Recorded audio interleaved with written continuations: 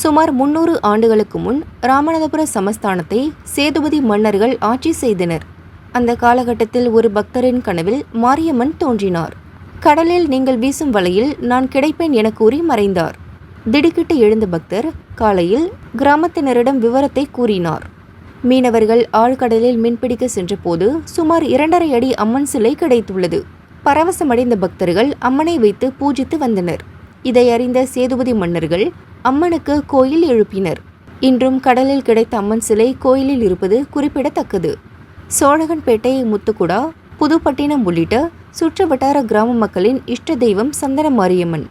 உடலில் உள்ள நோய்கள் நீங்கி குழந்தை பேறு கிடைக்க மக்கள் இத்தலத்தில் சிறப்பு வழிபாடு செய்கின்றனர். வரலாற்று சிறப்புமிக்க இந்த கோயிலின் கும்பாபிஷேகம் ஜூலை 14ஆம் தேதி அனுக்ஞை மற்றும் விக்னேஸ்வர பூஜையுடன் துவங்கியது.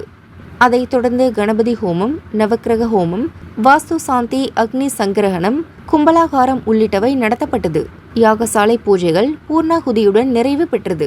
மேலதாளம் இசைக்க கடம் புறப்பாடானது.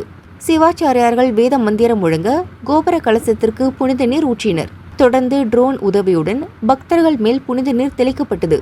அன்னதானம் வழங்கப்பட்டது. ஆயிரக்கணக்கான பக்தர்கள் அம்மனை தரிசித்து மனம் உருகினர்.